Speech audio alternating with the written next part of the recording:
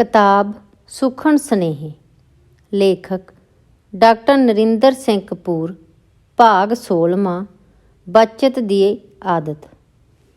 ਜੇਕਰ ਆਮਦਨ ਵਧਣ ਨਾਲ ਜੀਵਨ ਦੇ ਸੁੱਖ ਸਾਧਨ ਨਾ ਵਧਾਏ ਜਾਣ ਤਾਂ ਬੰਦਾ ਕਮੀਨਾ ਹੋ ਜਾਂਦਾ ਹੈ, ਅਤੇ ਜੇ ਆਮਦਨ ਹੋਣ ਦੇ ਬਾਵਜੂਦ ਸੰਭਵ ਅਤੇ ਲੋੜੀਂਦੀ ਬੱਚਤ ਨਾ ਕੀਤੀ ਜਾਵੇ ਤਾਂ ਬੰਦਾ ਕੰਗਾਲ ਹੋ ਜਾਂਦਾ ਹੈ। ਅਸੀਂ ਜਵਾਨ ਰਹਿਣ ਦੇ ਸਾਰੇ ਯਤਨਾਂ ਦੇ ਬਾਵਜੂਦ ਬੁੱਢੇ ਹੋਣਾ ਹੈ।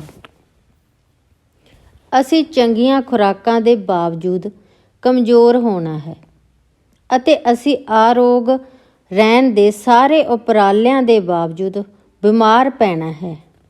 ਬੱਚਤ ਅਜਿਹੇ ਮੌਕਿਆਂ ਉੱਤੇ ਹੀ ਕੰਮ ਆਉਂਦੀ ਹੈ।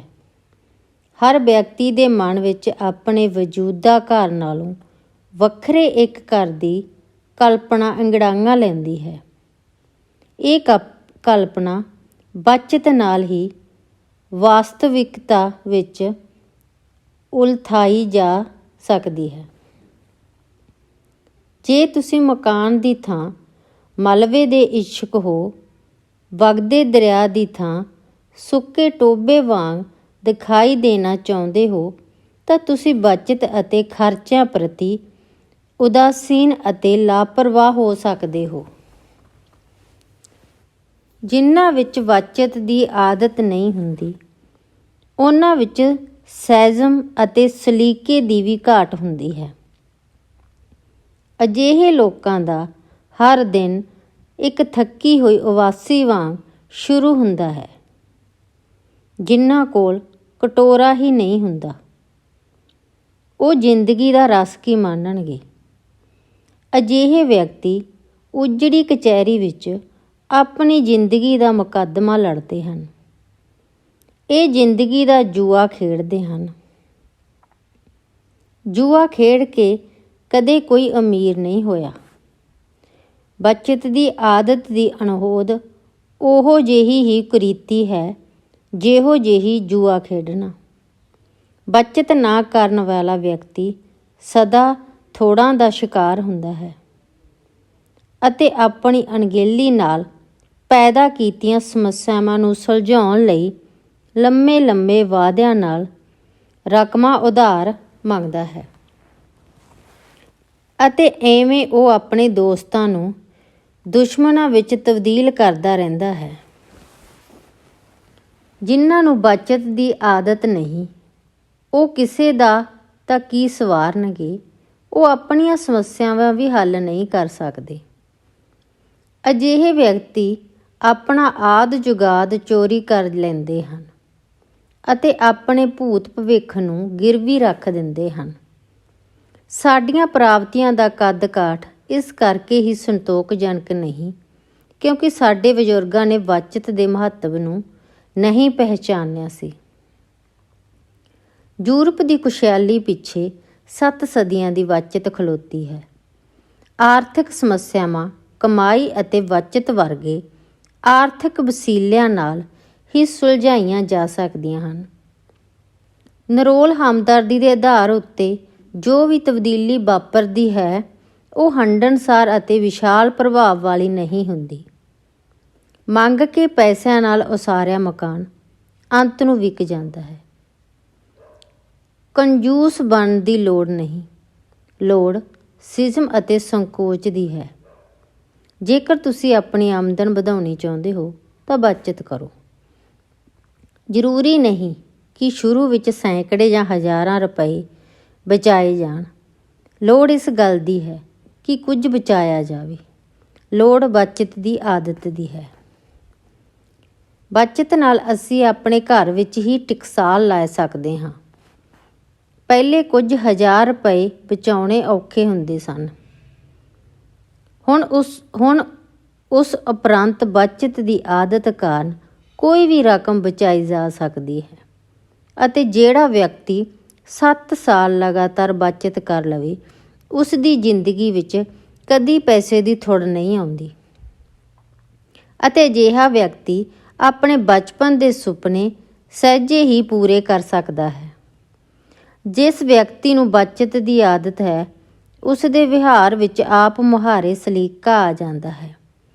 ਅਜਿਹੇ ਵਿਅਕਤੀ ਵਿੱਚ ਸਵੈ ਮਾਣ ਦੀ ਭਾਵਨਾ ਜਾਗਦੀ ਹੈ। ਅਜਿਹਾ ਵਿਅਕਤੀ ਸਵੈ ਵਿਸ਼ਵਾਸ ਨਾਲ ਵਿਚਰਦਾ ਹੈ। ਅਜਿਹੇ ਵਿਅਕਤੀ ਵਿੱਚ ਚੰਗਾ ਜੀਵਨ ਜਿਉਣ ਦੇ ਨਾਲ ਨਾਲ ਜੀਵਨ ਪ੍ਰਤੀ ਦ੍ਰਿਸ਼ਟੀਕੋਣ ਵੀ ਵਿਸ਼ਾਲ ਹੁੰਦਾ ਹੈ। ਪੈਸਾ ਸਾਰੀਆਂ ਮੁਸ਼ਕਲਾਂ ਦਾ ਹੱਲ ਨਹੀਂ ਹੋ ਸਕਦਾ, ਪਰ ਪੈਸੇ ਬਿਨਾਂ ਤਾਂ ਕੋਈ ਵੀ ਮੁਸ਼ਕਲ ਹੱਲ ਨਹੀਂ ਹੁੰਦੀ। ਬੱਚਤ ਦੀ ਆਦਤ ਕਾਰਨ ਅਚਨਚੇਤੀ ਵਿਪਤਾਵਾਂ ਨਹੀਂ ਵਾਪਰਦੀਆਂ, ਅਤੇ ਜੇਕਰ ਵਾਪਰਨ ਵੀ ਤਾਂ ਬੱਚਤ ਦੀ ਆਦਤ ਕਾਰਨ ਅਤੇ ਬਚਾਏ ਸਮਰਾਏ ਨਾਲ ਉਹਨਾਂ ਦਾ ਸਾਹਮਣਾ ਸਹਿਜੇ ਹੀ ਕੀਤਾ ਜਾ ਸਕਦਾ ਹੁੰਦਾ ਹੈ। ਵਿਕਾਸ ਤਾਂ ਹੀ ਹੁੰਦਾ ਹੈ ਜੇ ਇੱਕ ਮੁਨਸ਼ੀ ਦਾ ਪੁੱਤਰ ਵਕੀਲ ਬਣੇ, ਇੱਕ ਲੋਹਾਰ ਦਾ ਪੁੱਤਰ ਇੰਜੀਨੀਅਰ ਬਣੇ, ਇੱਕ ਸਕੂਲ ਅਧਿਆਪਕ ਦਾ ਪੁੱਤਰ ਪ੍ਰੋਫੈਸਰ ਬਣੇ ਅਤੇ ਇੱਕ ਕੰਪਾਊਂਡਰ ਦਾ ਪੁੱਤਰ ਡਾਕਟਰ ਬਣੇ। ਇਹ ਕੁਝ ਬਣਨਾ ਤਾਂ ਹੀ ਸੰਭਵ ਹੁੰਦਾ ਹੈ ਜੇ ਪੁੱਤਰ ਵਿੱਚ ਮਿਹਨਤ ਦੀ ਅਤੇ ਪਿਤਾ ਵਿੱਚ ਬੱਚਤ ਦੀ ਆਦਤ ਹੋਵੇ। ਲੋੜਾਂ ਮਹਿੰਗੀਆਂ ਨਹੀਂ ਹੁੰਦੀਆਂ, ਮਹਿੰਗੀਆਂ ਤਾਂ ਇੱਛਾਵਾਂ ਹੁੰਦੀਆਂ ਹਨ। ਬੱਚਤ ਇਸ ਕਰਕੇ ਸੰਭਵ ਨਹੀਂ ਹੁੰਦੀ ਕਿਉਂਕਿ ਅਸੀਂ ਲੋੜਾਂ ਦੀ ਥਾਂ ਇੱਛਾਵਾਂ ਪੂਰੀਆਂ ਕਰਨ ਲੱਗ ਪੈਂਦੇ ਹਾਂ, ਅਤੇ ਅਕਸਰ ਇਸੇ ਕਰਕੇ ਸਾਰੇ ਪੈਸੇ ਖਰਚ ਕਰ ਦਿੰਦੇ ਹਾਂ ਕਿ ਹੁਣ ਚੀਜ਼ਾਂ ਸਸਤੀਆਂ ਮਿਲ ਰਹੀਆਂ ਹਨ। ਜਿਹੜੇ ਲੋਕ ਸੜਕ ਉੱਤੇ ਵਿਕਦੀਆਂ ਚੀਜ਼ਾਂ ਖਰੀਦਦੇ ਹਨ, ਉਹਨਾਂ ਨੂੰ ਉਹ ਚੀਜ਼ਾਂ ਵਾਰ-ਵਾਰ ਖਰੀਦਣੀਆਂ ਪੈਂਦੀਆਂ ਹਨ ਕਿਉਂਕਿ ਉਹ ਚੀਜ਼ਾਂ ਚੰਗੀਆਂ ਅਤੇ ਹੰਢਣਸਾਰ ਨਹੀਂ ਹੁੰਦੀਆਂ। ਜੇ ਬੱਚਤ ਦੀ ਆਦਤ ਹੋਵੇ ਤਾਂ ਖਰੀਦਦਾਰੀ ਸਮੇਂ ਵਿਹਾਰ ਵਿੱਚ ਸਬਰ ਹੁੰਦਾ ਹੈ ਅਤੇ ਚੀਜ਼ ਲੋੜ ਸਮੇਂ ਹੀ ਖਰੀਦੀ ਜਾਂਦੀ ਹੈ। ਬੱਚਤ ਮਨੁੱਖ ਨੂੰ ਆਸ਼ਾਵਾਦੀ ਅਤੇ ਭਵਿੱਖਵਾਦੀ ਬਣਾਉਂਦੀ ਹੈ। ਪੈਸੇ ਘੱਟ ਹੋਣ ਕਾਰਨ ਅਸੀਂ ਬਹੁਤ ਕੁਝ ਫਾਲਤੂ ਖਰੀਦਣ ਦਾ ਸ਼ਿਕਾਰ ਹੋ ਜਾਂਦੇ ਹਾਂ। ਬੱਚਤ ਸੰਭਵ ਹੀ ਤਾਂ ਹੁੰਦੀ ਹੈ ਜੇ ਅਸੀਂ ਫਜ਼ੂਲ ਚੀਜ਼ਾਂ ਨੂੰ ਖਰੀਦਣ ਤੋਂ ਬਚਣ ਦਾ ਹੁਨਰ ਜਾਣਦੇ ਹੋਈਏ। ਬੱਚਤ ਦਾ ਆਪਣਾ ਸੁੱਖ ਹੁੰਦਾ ਹੈ। ਜਿਵੇਂ ਤੁਪਕੇ ਰਲ ਕੇ ਇੱਕ ਧਾਰ ਬਣ ਜਾਂਦੇ ਹਨ ਅਤੇ ਨੁਕਤੇ ਰਲ ਕੇ ਇੱਕ ਲਕੀਰ ਬਣ ਜਾਂਦੀ ਹੈ, ਇਵੇਂ ਹੀ ਸਾਡੀਆਂ ਛੋਟੀਆਂ-ਛੋਟੀਆਂ ਬੱਚਤਾਂ ਸਾਡਾ ਵੱਡਾ ਸਮਰਾਇਆ ਬਣ ਜਾਂਦੀਆਂ ਹਨ। ਸਾਡੀ ਸੋਚ ਸਾਡੀ ਆਰਥਿਕ ਸਥਿਤੀ ਤੋਂ ਬਾਹਰ ਨਹੀਂ ਜਾਂਦੀ। ਬੱਚਤ ਦੀ ਆਦਤ ਨਾ ਹੋਣ ਕਾਰਨ ਜ਼ਿੰਦਗੀ ਦੇ ਅਨੁਭਵ ਦੇ ਅਨੇਕਾਂ ਬੂਹੇ ਬਾਰੀਆਂ ਬੰਦ ਹੀ ਰਹਿ ਜਾਂਦੇ ਹਨ। ਪੈਸੇ ਤੋਂ ਥੋੜ੍ਹੇ ਵਿਅਕਤੀ ਦੀ ਦ੍ਰਿਸ਼ਟੀ ਦੂਰ ਤੱਕ ਨਹੀਂ ਵੇਖ ਸਕਦੀ। ਅਸੀਂ ਕਿਤਨੀ ਦੂਰ ਤੱਕ ਸੋਚਦੇ ਹਾਂ, ਇਸ ਗੱਲ ਉੱਤੇ ਨਿਰਭਰ ਕਰਦਾ ਹੈ ਕਿ ਅਸੀਂ ਬੱਚਤ ਨਾਲ ਜੋੜਿਆ ਕੀ ਕੁਝ ਹੈ। ਬੱਚਤ ਨਾਲ ਵੱਡੇ ਖਰਚੇ ਕਰਨ ਦੀ ਸਮਰੱਥਾ ਉਪਜਦੀ ਹੈ। ਇਹ ਕਹਿਣਾ ਵਧੇਰੇ ਯੋਗ ਹੋਵੇਗਾ ਕਿ ਜਿਸ ਨੂੰ ਬੱਚਤ ਦੀ ਆਦਤ ਹੈ ਉਸ ਵਿੱਚ ਹੋਰ ਵੀ ਕਈ ਚੰਗੀਆਂ ਆਦਤਾਂ ਹੋਣਗੀਆਂ। ਅਜਿਹਾ ਵਿਅਕਤੀ ਬਹਾਨੇ ਨਹੀਂ ਲਾਵੇਗਾ, ਸਮੇਂ ਪ੍ਰਤੀ ਲਾਪਰਵਾਹ ਨਹੀਂ ਹੋਵੇਗਾ ਅਤੇ ਆਪਣੇ ਵਾਅਦੇ ਪ੍ਰਤੀ ਝੂਠਾ ਸਾਬਤ ਨਹੀਂ ਹੋਵੇਗਾ। ਪੁਰਸ਼ਾਂ ਦੇ ਮੁਕਾਬਲੇ ਇਸਤਰੀਆਂ ਵਿੱਚ ਬੱਚਤ ਦੀ ਆਦਤ ਬਥੇਰੇ ਹੁੰਦੀ ਹੈ। ਇਸਤਰੀਆਂ ਆਦਤਨ ਹੀ ਭਵਿੱਖਵਾਦੀ ਹੁੰਦੀਆਂ ਹਨ ਅਤੇ ਆਪਣਾ ਘਰ ਬਣਾਉਣ ਅਤੇ ਉਸ ਵਿੱਚ ਨਿਰੰਤਰ ਵਿਕਾਸ ਕਰਨ ਦੀ ਆਦਤ ਅਤੇ ਇੱਛਾ ਉਹਨਾਂ ਨੂੰ ਬਚਾਉਣ ਅਤੇ ਖਰਚਣ ਦੋਹਾਂ ਦੀ ਜਾਂਚ ਸਿਖਾ ਦਿੰਦੀ ਹੈ। ਜਦੋਂ ਪਤੀ ਨੂੰ ਕਿਸੇ ਤੋਂ ਆਪਣੇ ਘਰ ਦੇ ਖਰਚਿਆਂ ਲਈ ਪੈਸੇ ਮੰਗਣੇ ਪੈਣ ਤਾਂ ਸਿਆਣੀ ਪਤਨੀ ਇਸ ਨੂੰ ਆਪਣੀ ਬੇਇੱਜ਼ਤੀ ਸਮਝਦੀ ਹੈ। ਇੱਕ ਸਿਆਣੀ ਮਾਂ ਆਪਣੇ ਬੱਚਿਆਂ ਵਿੱਚ ਹੋਰ ਚੰਗੀਆਂ ਆਦਤਾਂ ਵਾਂਗ ਬੱਚਤ ਕਰਨ ਦੀ ਆਦਤ ਵੀ ਪਾਉਂਦੀ ਹੈ।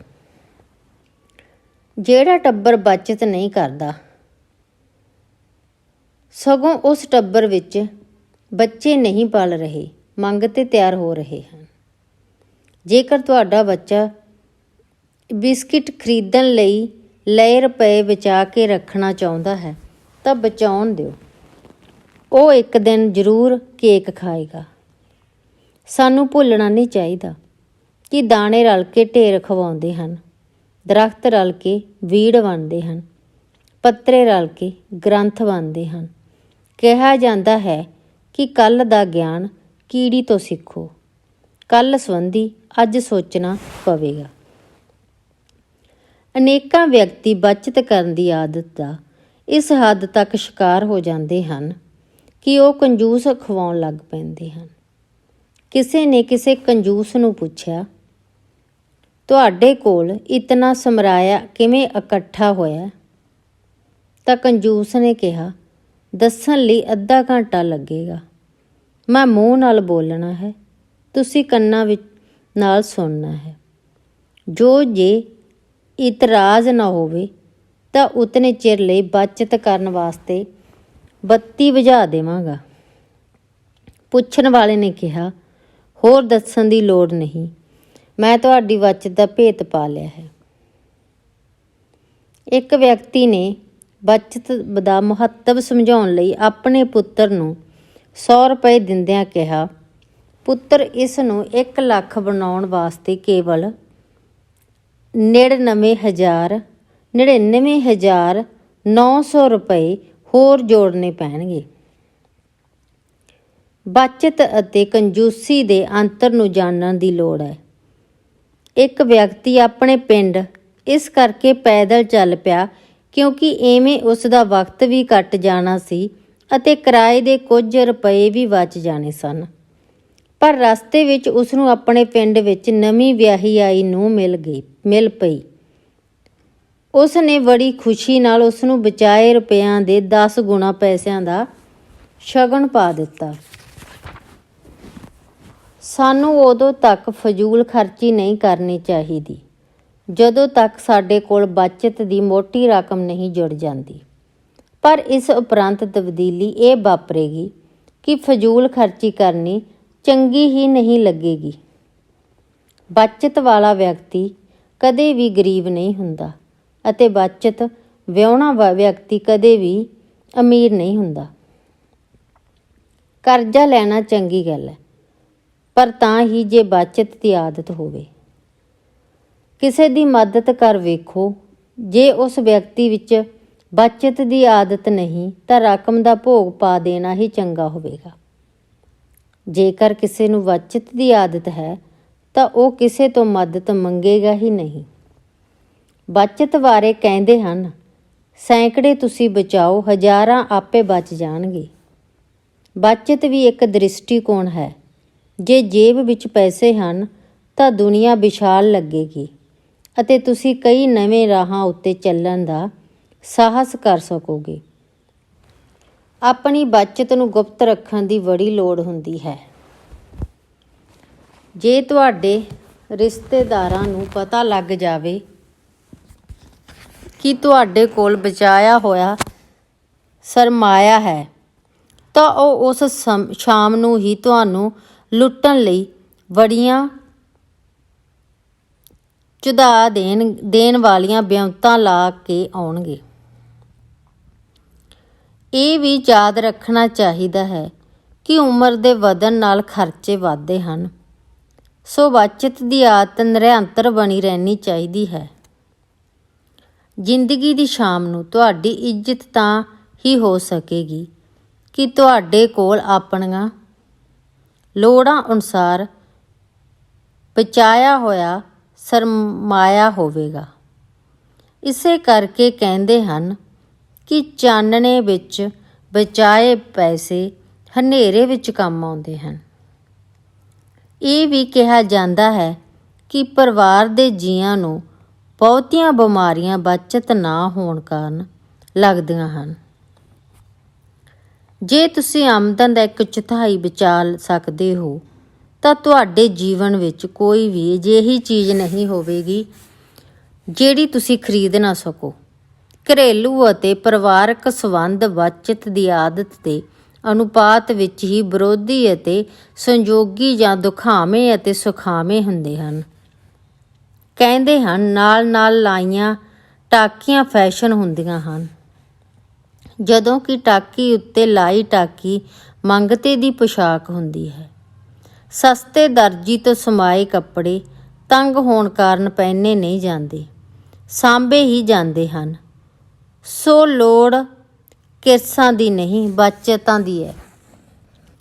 ਜਿੱਥੇ ਖਰੀਦਣਾ ਯੋਗ ਹੋਵੇ ਉੱਥੇ ਖਰੀਦਣ ਦੀ ਲੋੜ ਹੋਵੇ, ਜਿੱਥੇ ਖਰਚਣਾ ਯੋਗ ਹੋਵੇ ਉੱਥੇ ਖਰਚਣ ਦੀ ਲੋੜ ਹੋਵੇ। ਉੱਥੇ ਅਮੀਰ ਆਦਮੀ ਵਾਂਗ ਖੁੱਲ੍ਹ ਕੇ ਖਰਚ ਕਰੋ, ਪਰ ਜਿੱਥੇ ਬਚਤ ਦੀ ਲੋੜ ਹੋਵੇ ਅਤੇ ਸੁਭਾਵਨਾ ਹੋਵੇ ਉੱਥੇ ਹਰ ਰੁਪਇਆ ਆਪਣੇ ਆਪ ਨਾਲ ਸਖਤੀ ਕਰਕੇ ਬਚਾਓ। ਇਤਨੀ ਬਚਤ ਜ਼ਰੂਰ ਕਰਨੀ ਚਾਹੀਦੀ ਹੈ ਕਿ ਅਸੀਂ ਆਪਣੀਆਂ ਲੋੜਾਂ ਹੀ ਨਹੀਂ, ਆਪਣੀਆਂ ਵਾਜਬ ਇੱਛਾਵਾਂ ਵੀ ਆਪਣੇ ਵਸੀਲਿਆਂ ਵਿੱਚੋਂ ਪੂਰੀਆਂ ਕਰ ਸਕੀਏ। ਇਤਨੀ ਬਚਤ ਅਵੱਸ਼ ਕਰਨੀ ਚਾਹੀਦੀ ਹੈ ਕਿ ਸਾਨੂੰ ਕਿਸੇ ਨਾਲ ਆਪਣੀ ਆਮਦਨ ਅਤੇ ਖਰਚਿਆਂ ਬਾਰੇ ਕਦੇ ਕੋਈ ਗੱਲਬਾਤ ਨਹੀਂ ਕਰਨੀ ਪਵੇ। ਜਿਹੜੇ ਵਰਤ ਰੱਖ ਕੇ ਅਨਾਜ ਬਚਾਉਣ ਬਾਰੇ ਸੋਚਦੇ ਹਨ ਉਹ ਰਿਸ਼ਤਿਆਂ ਨੂੰ ਬੋਝ ਅਤੇ ਜ਼ਿੰਦਗੀ ਨੂੰ ਨਰਕ ਬਣਾ ਲੈਂਦੇ ਹਨ। ਬਚਤ ਨੂੰ ਸੰਭਾਲਣ ਅਤੇ ਇਸ ਦੇ ਨਿਰਵੇਸ਼ ਕਰਨ ਦੀ ਬੜੀ ਲੋੜ ਹੈ। ਕਈ ਲੋਕਾਂ ਨੂੰ ਬਚਤ ਦੀ ਆਦਤ ਹੁੰਦੀ ਹੈ, ਪਰ ਉਹ ਪਹਿਲੇ ਮੌਕੇ ਉੱਤੇ ਹੀ ਸਭ ਕੁਝ ਡੋਲ ਦਿੰਦੇ ਹਨ। ਅਜਿਹੀ ਫਿਰਤੀ ਤੋਂ ਬਚਣ ਦੀ ਲੋੜ ਹੈ। ਤੁਸੀਂ ਜਾਣਦੇ ਹੀ ਹੋ ਕਿ ਜੇ ਲੱਖ ਰੁਪਏ ਵਿੱਚੋਂ 1 ਰੁਪਇਆ ਵੀ ਕੱਢ ਲਿਆ ਜਾਵੇ ਤਾਂ ਉਸ ਦੀ ਲੱਖ ਵਾਲੀ ਸ਼ਾਨ ਨਹੀਂ ਰਹਿੰਦੀ। ਸਾਡਾ ਭਵਿੱਖ ਕਿਹੋ ਜਿਹਾ ਹੋਵੇਗਾ, ਇਹ ਇਸ ਗੱਲ ਉੱਤੇ ਨਿਰਭਰ ਕਰਦਾ ਹੈ ਕਿ ਅੱਜ ਸਾਡੀ ਬਚਤ ਕਿਹੋ ਜਿਹੀ ਹੈ। ਆਪਣਾ ਭਵਿੱਖ ਜਾਣਨ ਲਈ ਕਿਸੇ ਜੋਤਸ਼ੀ ਕੋਲ ਜਾਣ ਦੀ ਲੋੜ ਨਹੀਂ। ਡਾਕਖਾਨੇ ਜਾਂ ਬੈਂਕ ਦੀ ਪਾਸਬੁੱਕ ਵਿਚਲੀਆਂ ਰੇਖਾਵਾਂ ਵੇਖ ਲੈਣੀਆਂ ਹੀ ਕਾਫੀ ਹਨ। ਧੰਨਵਾਦ।